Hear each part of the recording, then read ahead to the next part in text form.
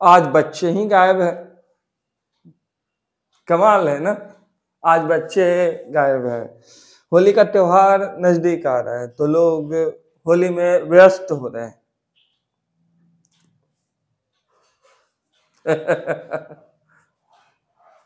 कोई नहीं आए हैं आज।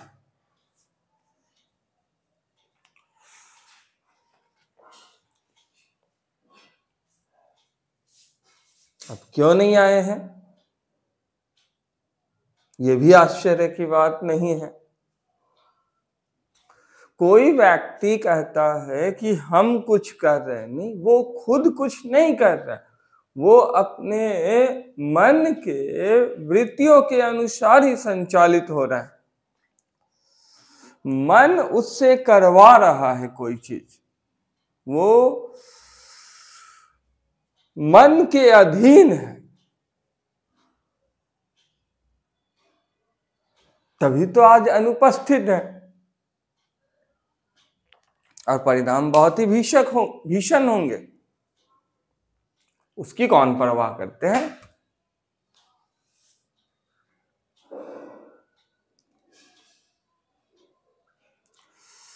अध्ययन करना खाना पूर्ति करना नहीं है।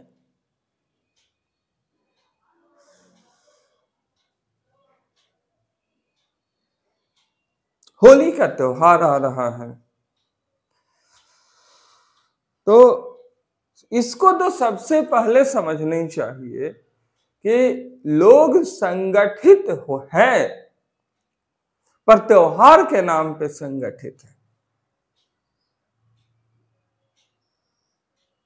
लोग अपने आजादी के नाम पे संगठित नहीं है।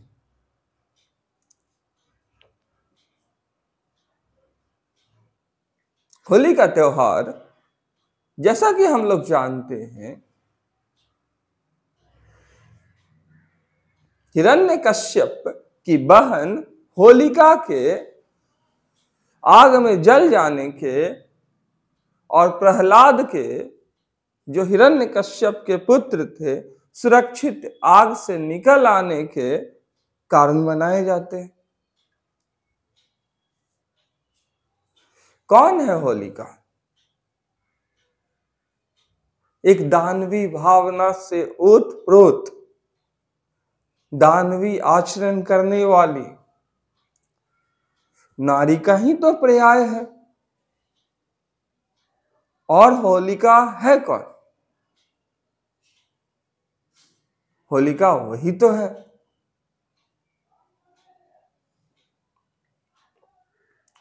और प्रहलाद कौन है? मासूमियत का प्रतीक, निर्दोष और भक्ति भावना से लबालब भरा हुआ हृदय वाला बालक।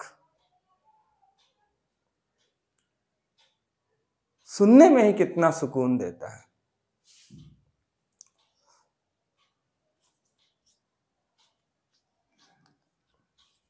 चलिए देखते हैं हम लोग आगे। हिरण्यकश्यप के आदेश पर उनकी बहन यानी प्रहलाद की बुआ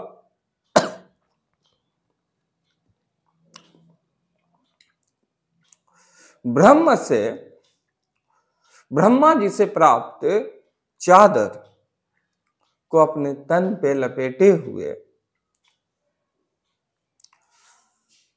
आग में जाना चाहती हैं, प्रहलाद को साथ में लेकर के, और उसे गोद में बिठाना चाहती है। अगर मान्यताओं की माने तो इसमें लीला देखने को मिल सकती है श्रीहरि की,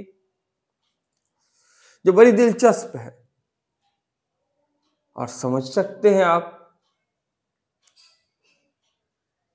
मुद्दई लाख बुरा चाहे तो क्या होता है, वही होता है जो मंजूरे खुदा होता है। यही बात है ना इसमें, या कोई और बात है?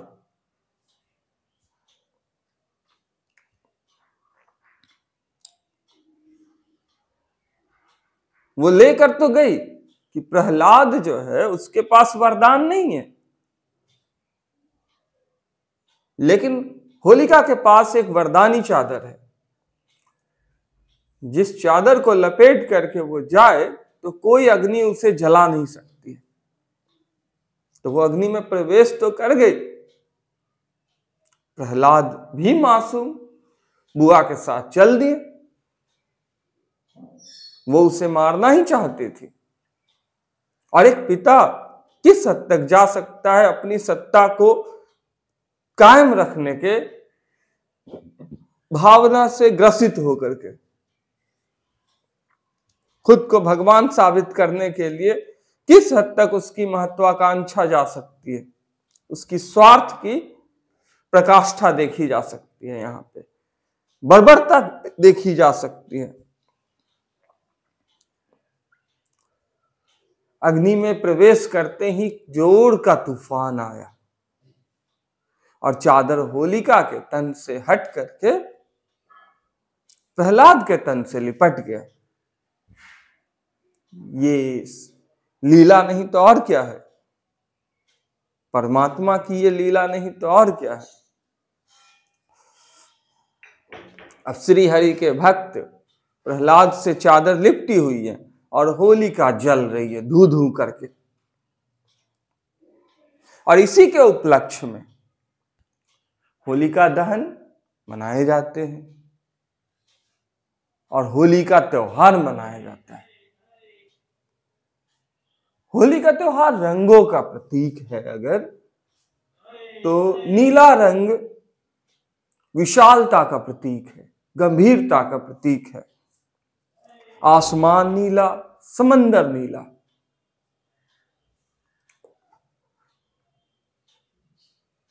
हरा रंग हरियाली का प्रतीक है, खुशहाली का प्रतीक है। हरियाली है तो खुशहाली है।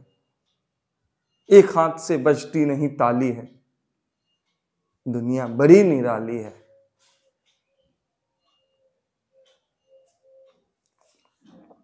बहरहाल,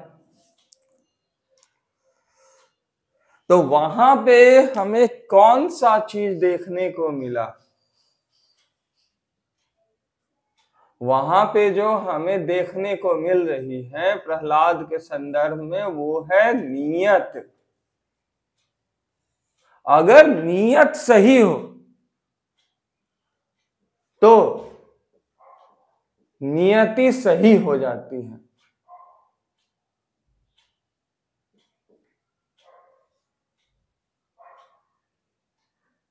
नियति यानी भाग्य, किस्मत। नियत इरादा।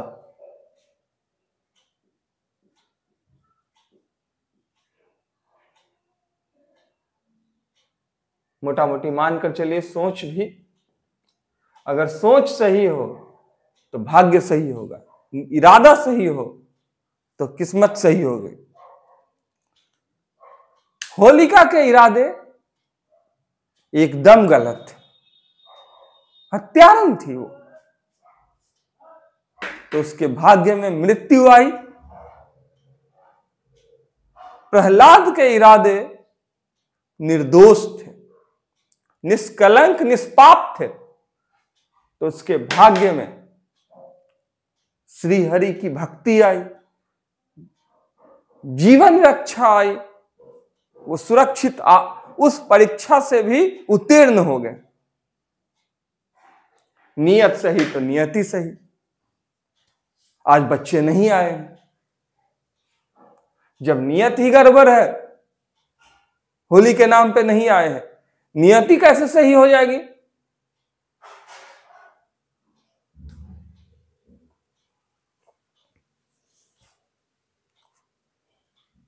प्रहलाद से कुछ सीखिए ना, कुछ प्रहलाद से सीखिए।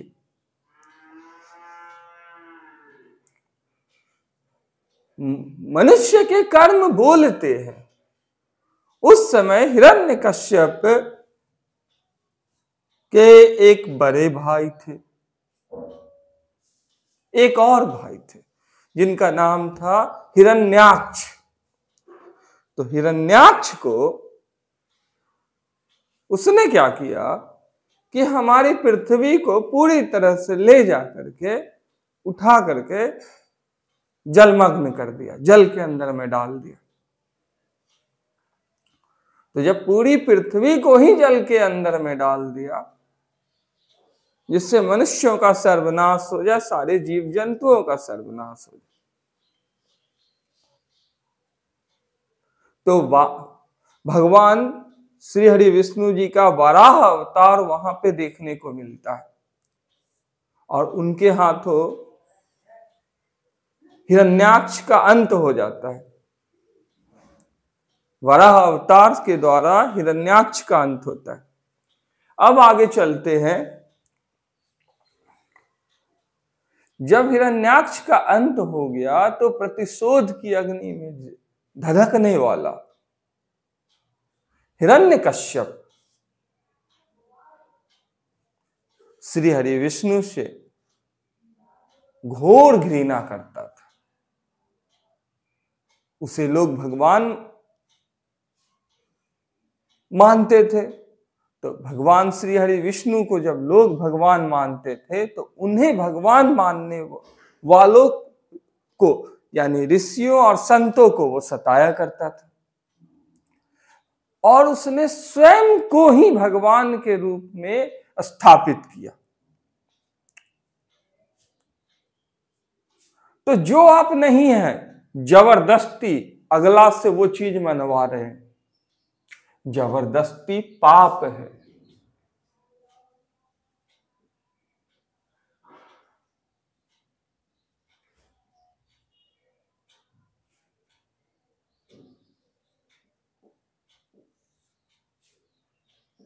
जबरदस्ती से पाप का जन्म होता है।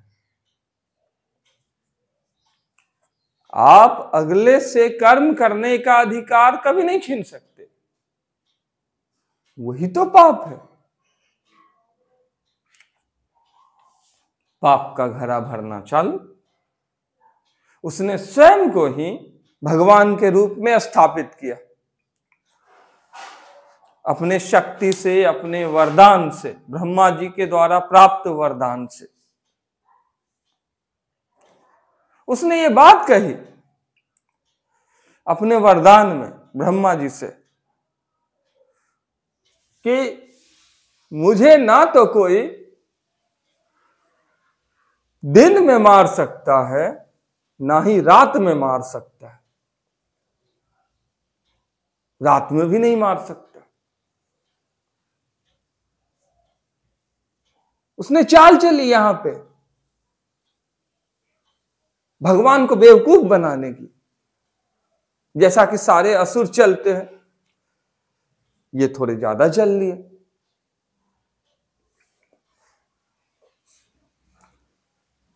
ना कोई अस्त्र से मार सकता है, ना कोई शस्त्र से मार सकता है, तो मारे कैसे? ना इंसान मारे, न जानवर।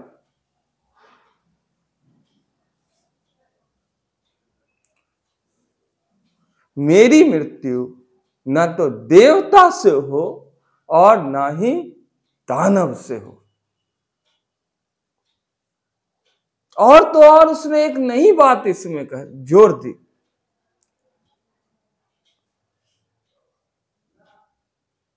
ना तो मैं घर के अंदर मरूं, ना ही घर के बाहर मरूं। दिमाग तो बातें तो उसने अलग तरह से जोड़ दी। उसने जो समीकरण बैठाया उसके आधार पर उसे यह लग रहा था कि मेरा ये प्रॉब्लम सॉल्व ही नहीं कर पाएंगे, कुदरत के बस की बाहर है, कुदरत के बस का नहीं है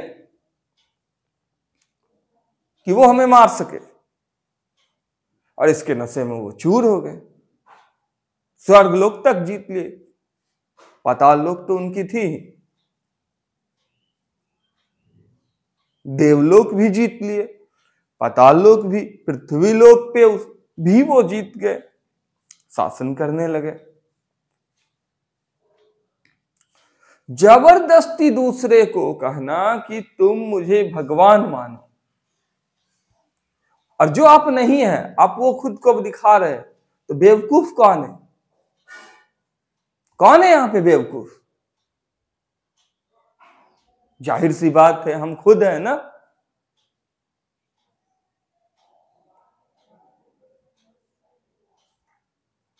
पहले इंसान खुद को बेवकूफ बनाता है, फिर दूसरे को।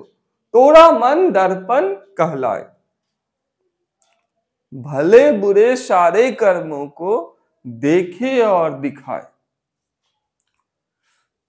बहरहाल थोड़ा और आगे बढ़ते हम लोग।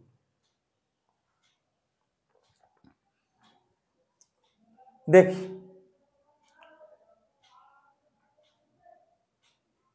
यहां पर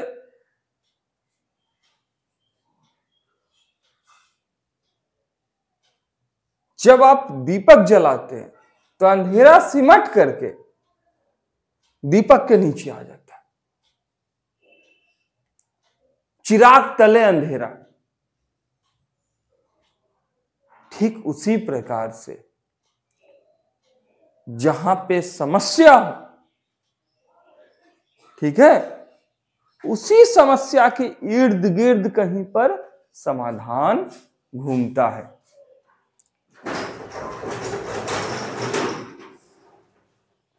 कौन है? हाँ हाँ, आइए बैठ जाइए, बैठ जाइए, कुर्सी सही कर लीजिए।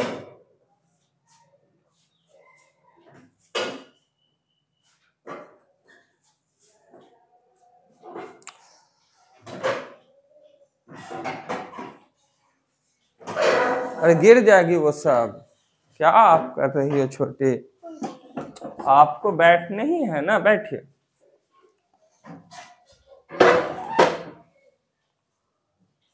और गिरोगी।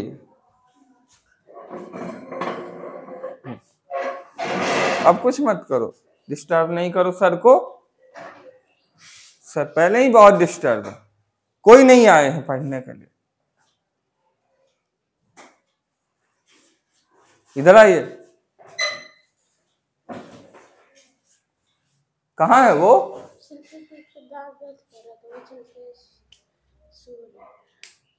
प्रियांशी? पीयूष भी सो रहे हैं, बहुत बढ़िया, जाने दीजिए, सोने दीजिए सबको। सोने से तो दांत दर्द ठीक हो जाएंगे।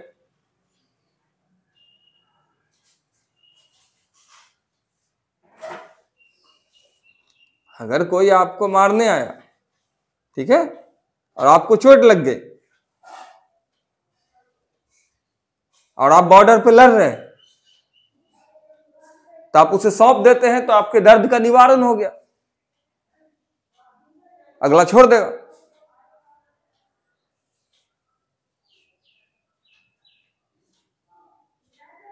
अरे सब बहाने हैं।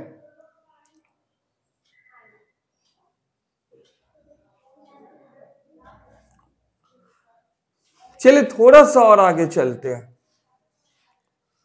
तो समझिए, अभी हम लोग कहां थे? चिराग तले अंधेरा पे। हाँ, तो जहां समस्याएं बहुत ज्यादा होती हैं, उसी के इर्द गिर्द कहीं पे समाधान भी होती है। क्योंकि ताले जब बनाए जाते हैं तो उसके साथ साथ चाबियां भी बनती हैं। इसको ध्यान में रखना चाहिए कि ताले के साथ चाबियां भी बनती हैं। अब हिरण्यकश्यप दुनिया को श्री हरि विष्णु से दूर कर रहे थे, उन्हें भगवान मानने से दूर कर रहे थे, और स्वयं को ही कह रहे थे कि हिरण्यकश्यप ही भगवान है, ऐसा मानो, ऐसा मानो। उन्हीं के घर में श्री हरि विष्णु के भक्त हो गए। उस हिरण्यकश्यप के घर में श्री हरि विष्णु के परम भक्त का जन्म हुआ, जो श्री हरि विष्णु किसी भी संत को, किसी भी ऋषि मुनि को श्री हरि विष्णु की भक्ति करने से रोकता था, प्रतिबंधित कर दिया था अपने राज्य में। अपने उसके राज्य में श्री हरि विष्णु की भक्ति प्रतिबंधित थी, और उसी के घर में श्री हरि विष्णु के परम भक्त का जन्म हुआ। क्योंकि प्रहलाद हिरण्यकश्यप के पुत्र और उनकी पत्नी क्याधु थी, और क्याधु ने नारद मुनि जी से रिक्वेस्ट किया, निवेदन किया कि आप मेरे पुत्र को गुरु बन करके शिक्षा दीजिए। अब नारद मुनि से शिक्षा पा करके प्रहलाद श्री हरि विष्णु के परम भक्त बने, पालनहार के परम भक्त बने। क्योंकि नारद मुनि के स्वयं आदर्श नारायण श्री हरि विष्णु है। नारद मुनि स्वयं श्री हरि विष्णु के परम भक्त हैं, तो उनके शिष्य भी बने। जब सत्य से सामना हुआ प्रहलाद का, तो कुछ दिखा ही नहीं। इंसान जो है ना, वो 3 अवस्थाओं में जीता है। एक अवस्था बात की जाए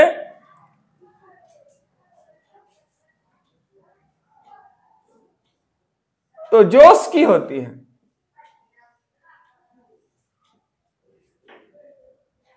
जोश, अब ये जोश जो है ना, ये माइनस साइन रखता है, निगेटिव टर्म है।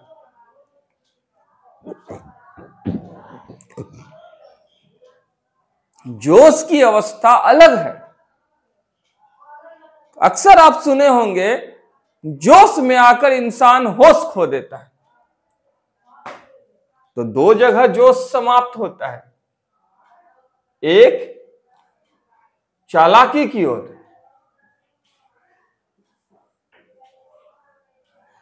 दूसरा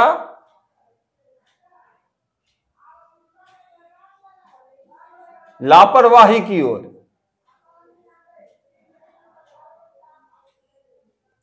जोश में आकर के इंसान चालाकी कर बैठता है, गलत कामों से समझौते कर लेता है पाने के लिए, जो गलत है। जोश में आकर इंसान लापरवाही भी बरत सकता है, होश खो दिया, गलत कर रहा है, लोग समझा रहे हैं, अनसुनी किए जा रहा है, इसके भी बुरे परिणाम होते हैं। आज के दौर में युवा पीढ़ी बाइक चलाते हैं जोश में आकर के, होश खो करके, एक्सीडेंट होते हैं। तो जोश में आकर के इंसान को कभी भी होश नहीं खोना चाहिए, चालाकी का सहारा नहीं लेना चाहिए। आप जब चालाकी का सहारा लेते हैं, तभी आप छोटेपन से ग्रसित हो जाते हैं।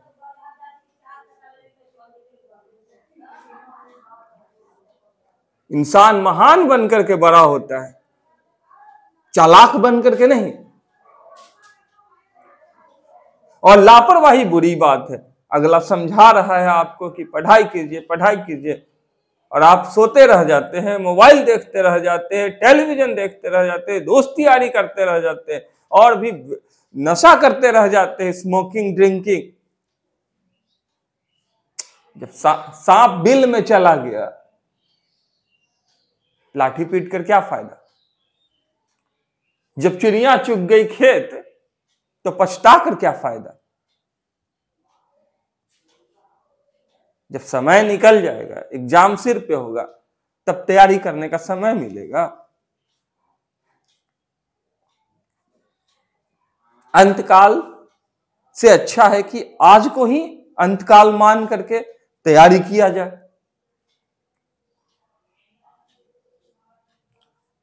तो चालाकी गलत है, लापरवाही भी गलत है। करने क्या है हमको। अब होश की बात की जाए,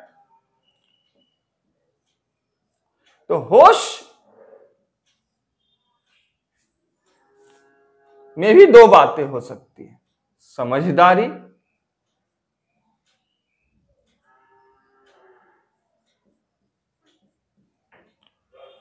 समझदारी हो सकती है होश में,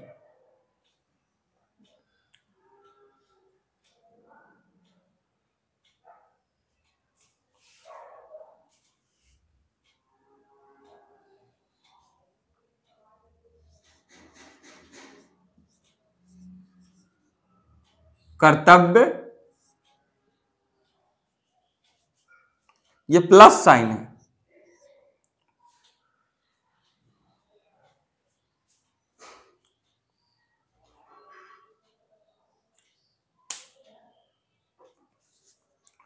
थोड़ा समझने की जरूरत है। होश में समझदारी है। जो इंसान होश में रहता है वो सही गलत में फर्क करना जानता है, तो वो समझदार होता है। वो बुराई के रास्ते पे नहीं चलेगा, और जो काम उसको करना जरूरी लगता है, उसे समझ में आता है, वो काम को करता है, निश्चित तौर पर करता है, क्योंकि वो कर्तव्यनिष्ठ है, वो कर्तव्य को समझता है। जो आवश्यक कार्य है उसका संपादन तो होना ही चाहिए। कर्तव्य का मतलब ही यही होता है कि आवश्यक कार्य का संपादन हो। चलिए, करने योग्य कर्म का आचरण करना ही तो कर्तव्य है। ये प्लस साइन है। तो जो लापरवाह लोग होते हैं, गुस्सैल हो जाते हैं, यहां गुस्सा पाया जाता है। होश में इंसान शांत रहता है, समझदार होते हैं, शांत रहते हैं, गाड़ी देख करके चलाते हैं। लेकिन एक और भी अवस्था होती है मनुष्य की। जितने भी काम करने वाले लोग होते हैं, मिडिल क्लास, अगर वो सुलझे हुए हैं तो वो होश में रहेंगे, और जो अंधे हैं, किसी भी व्यसन के आदी हैं, अक्ल से अंधे हैं, वो जोश में रहेंगे। लेकिन एक तीसरी अवस्था होती है। होली के दिन में लोग क्या करते हैं? कपड़े फाड़ लेते हैं, बाइक नशे में धूत होकर चलाते हैं, गालियां देते हैं। वो क्या है? वो जोश में ही तो है। एक्सीडेंट कर जाते हैं, लड़ाइयां कर लेते हैं आपस में ही। दिवाली के दिन जुआ भी खेलते हैं। क्या प्रहलाद ने यह शिक्षा दी थी? होली में कहीं पर प्रहलाद ने यह शिक्षा दी कि आप लड़ाइयां करो, दारू पियो? ये आसुरी प्रवृत्ति कहां से आ गई? आप किसके वंशज हैं? प्रहलाद के या हिरण्यकश्यप के या होलिका के? आसुरी प्रवृत्ति को धारण किए हुए तामसी कर्तव्य है। किसी निर्दोष मीट मुर्गा खाते, बकरे को काट देते, 100 केस में मुर्गा को काट दे रहे। ये तामसी प्रवृत्ति कहां से आ गई? प्रहलाद की हत्या की जा रही थी तो परमात्मा ने कृपा की और होलिका का अंत हुआ। आप दूसरे को हत्या कर रहे हैं, बलि दे रहे हैं, एक मासूम निरीह जीव को, असमर्थ जीव को। भगवान खुश हो जाएंगे? कमजोर की रक्षा की है भगवान ने, आप कमजोर को मार रहे हैं।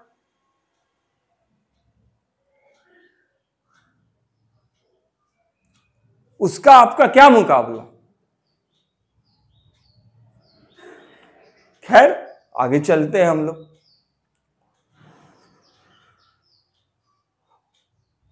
कर्तव्य सैनिकों से समझी जा सकती है। एक तीसरी अवस्था होती है, जिस अवस्था को कहते हैं हम लोग मदहोश।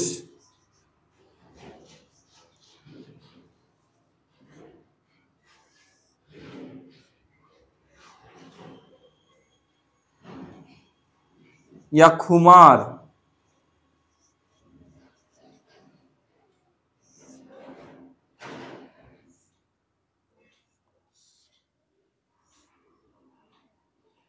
ये अवस्था, मदहोश या खुमार की अवस्था जो है, ये अवस्था या तो भक्ति की अवस्था होती है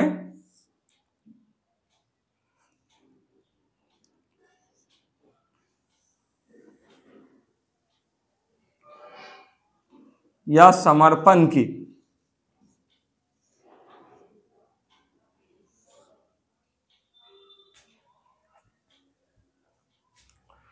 अब भक्ति की या समर्पण की अवस्था जो मदहोशी छा जाती है ना, ये बहुत ही उन्नत अवस्था होती है।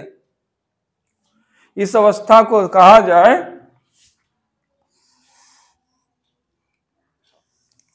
तो ये अवस्था ओम की अवस्था होती है, या ये अवस्था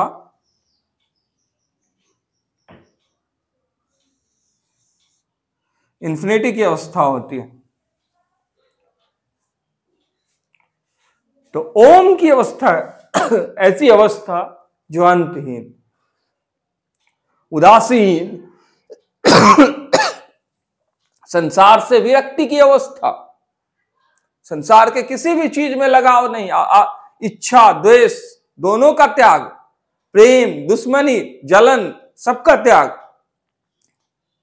गुस्सा क्रोध मन से उत्पन्न सारे भावों का नाश हो जाता है। यहां पर मन से मुक्त हो जाता है मनुष्य इस अवस्था में। ये मदहोशी की अवस्था जो होती है, उसको उसकी आंखों को देखेंगे ना तो वो उसे शराब पी करके नशा करने की जरूरत नहीं है। उसकी आंखों में हजारों बोतलों का नशा अपने आप रहता है और 24 घंटा रहता है। ये नशा भक्ति का नशा होता है। भक्ति का नशा परम श्रेष्ठ नशा है। 24 घंटा ईश्वर में ही होता है। वो ईश्वर उसमें विद्यमान होते हैं, वो ईश्वर में विद्यमान होता है। ये भक्ति का नशा भी होता है और समर्पण का नशा। ज्ञान मार्ग से चलने वाले लोग समर्पित कर देते हैं खुद को। वो सारे आचरण करते हैं समझ करके जो आचरण ईश्वर के द्वारा किए जाते हैं, आचरित होते हैं। ईश्वर के द्वारा किए गए आचरण को अपने जीवन में धारण करके उसी के अनुकूल आचरण करना ही समर्पण की आचरण है।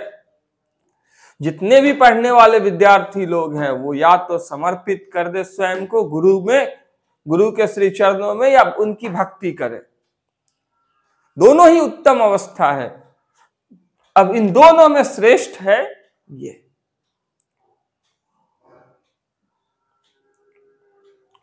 पर ज्ञान मार्ग से चलने वाले को भी वही परिणाम मिलता है जो भक्ति मार्ग से चलने वाले को मिलता है। इसमें कहीं कोई संशय नहीं है। दोनों ही का अंत परमात्मा के में विलीन होना होता है, परम सत्ता को प्राप्त होना होता है। देह से अदेह की ओर यात्रा होती है।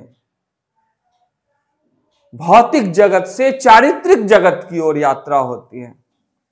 मूर्त से अमूर्त की ओर गमन होता है। नश्वरता के अनश्वरता की यात्रा होती है। इसको समझिए। ये 24 घंटा सैद्धांतिक जीवन जीते हैं, पावन जीवन जीते हैं। पवित्रता इनके जीवन का अभिन्न अंग होता है और हर निर्दोष को पवित्र होना ही चाहिए। प्रहलाद को नारद मुनि के माध्यम से, और हर एक व्यक्ति जिसका नियत सही है उसका नियत ही अच्छा होता है, उसके मार्ग बन ही जाते हैं पवित्रता की ओर जाने का। अगर वो निर्दोष है तो पवित्र वो हो ही जाता है। वो समर्पित कर देते हैं स्वयं को। प्रहलाद को नारद मुनि मिल गए, वो स्वयं ही निर्दोष थे, पवित्र हो गए, सारी बुराइयों से दूर कर लिए। नहीं तो कृष्ण के घर में भी सांब का जन्म हुआ है। कृष्ण जहां सारी बुराइयों से दूर निष्कलंक थे, वहीं पे उन्हीं का पुत्र सांब यदुकुल में वैशन को लाया, नशा को लाया, और आज भी लोग नशे की बीमारी से ग्रसित हैं। बहरहाल हम लोग आगे चलते हैं। अब प्रहलाद जो है वो मदहोश थे, हमेशा भक्ति में लीन थे। उनके अंदर श्री हरि विष्णु की भक्ति की खुमारी छाई हुई रहते थे। वो खुमार उतरता ही नहीं है, 24 घंटा उसी में जी ही रहे हैं। वो सिद्धांत में वो जी ही रहे, मंत्रों में वो जी ही रहे, जो करे वही मंत्र, पुण्य की ओर ले जाने का, ईश्वर को बांधने का साधन। वो ईश्वर की भक्ति कर रहे हैं, ईश्वर उनकी भक्ति कर रहे हैं। तभी तो उनकी रक्षा करने के लिए जगह जगह पे आ रहे हैं। भक्त परमात्मा को भजते हैं तो परमात्मा भक्त को भजते हैं। कितनी दिलचस्प स्थिति है, देखिए, समझने की कोशिश कीजिए।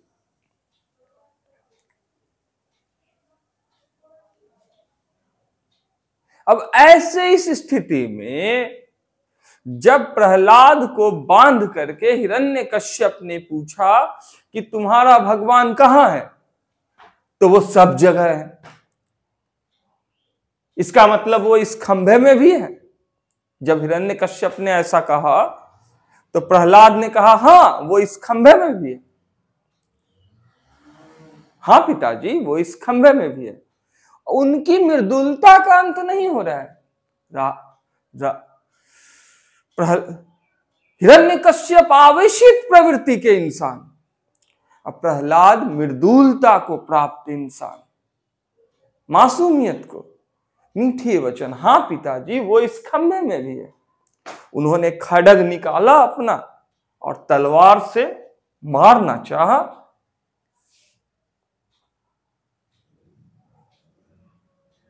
प्रहलाद को कहो कि वो बचा ले। बस उस खंभे में से भगवान प्रकट हुए, नरसिंह अवतार का जन्म हुआ। और नरसिंह अवतार वहां पे श्री हरि विष्णु जी लिए, और भगवान नरसिम्हा ने सारी इस मर्यादाओं का नाम रखते हुए, पालन करते हुए, उनकी सार्थकता को बरकरार किए हुए, सारी मर्यादाओं की सार्थकता बनाए हुए, करेक्ट प्रोसेस के साथ समीकरण को हल किया। A to Z प्रोसेस उन्होंने किए। उन्होंने कहा कि देखो हिरण्यकश्यप, देखो तुम जब मर रहे हो तो न ये दिन है न रात है, शाम है। तुम जब मर रहे हो तो न तुम्हें जानवर मार रहा है और न ही इंसान, आधा जानवर आधा इंसान। शरीर इंसान का निचला हिस्सा, ऊपर का हिस्सा शेर का। तुम्हें न अस्त्र से मार रहा हूं न शस्त्र से। अस्त्र फेंक करके चलाए जाते हैं और शस्त्र उठाए जाते हैं, हाथों में पकड़ करके लड़े जाते हैं। तो दोनों से नहीं मार रहा हूं, तुम्हें नाखूनों से मार रहा हूं। तुम्हें न जमीन में मार रहा हूं न आसमान में मार रहा हूं। तुम्हें अपने जांघों पे रख करके मार रहा हूं, गोद में मार रहा हूं। वो प्रहलाद को जलाना चाहते थे गोद में, हिरण्यकश्यप स्वयं परमात्मा के गोद में थे।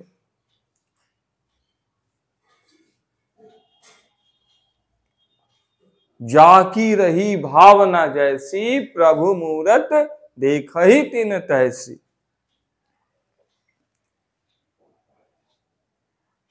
तुम्हें न घर के अंदर मार रहा हूं न घर के बाहर मार रहा हूं, हर समीकरण को हल कर रहे हैं, तुम्हें घर के चौखट पे मार रहा हूं। कितनी बड़ी बात है ये। उनका वरदान खत्म, वो ईश्वर को बेवकूफ बना रहे थे, ईश्वर उन्हें बेवकूफ बना दिया। आपका नियत गलत था तो नियति गलत हो गई। आपकी चालाकी का अंत हो गया।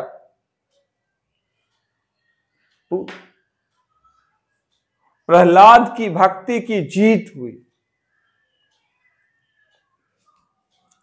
हिरण्यकश्यप का अंत हो गया।